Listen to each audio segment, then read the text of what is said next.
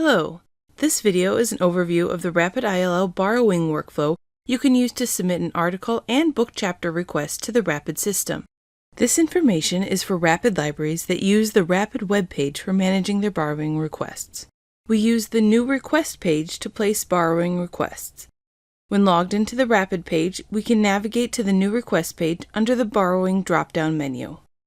The default form is Article Requests under the Journals tab, and we can switch to Book Chapter Requests by clicking the Book Chapter tab.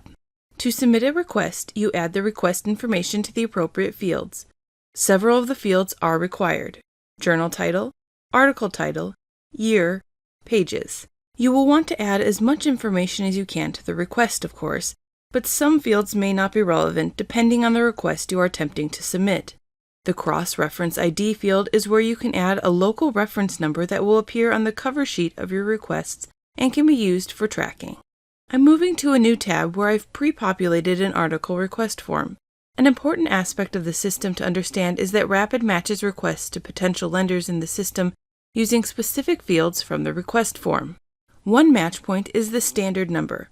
Rapid matches using either the ISSN or the OCLC number. Your request can have both for the matching process. Rapid cross-matches your ISSN, meaning it will match the ISSN to lenders that own and lend in both print and electronic format, so you do not have to worry about choosing between using the print ISSN or the eISSN when submitting your requests. Along with the standard number, Rapid matches to lenders' holdings using the volume and year. Most of your requests will likely have both, but you will need at least one of these in your request form for a successful match. Let's look at what happens when I attempt to submit a request without an ISSN. Rapid responds with an error to let us know that we need to add a standard number. I'm going to add an ISSN and resubmit.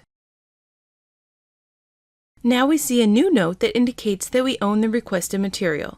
Rapid responds with your local call number and location if you attempt to submit a request that your holdings say you own. If the material is something you own in your electronic collection, Rapid will provide a URL that will help you access the item in your electronic resources. You'll notice that we have a new button on the form, Override Local Holding. You can choose this when the material is not available in your local collection to provide to your user.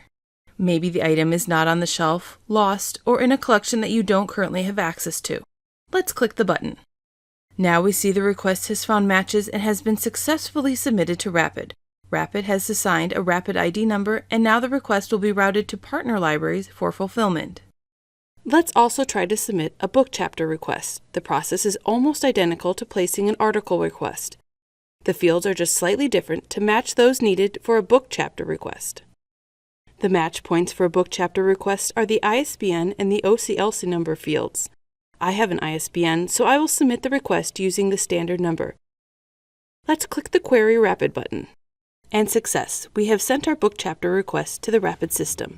This completes the overview of submitting borrowing requests to Rapid using the Rapid New Request page.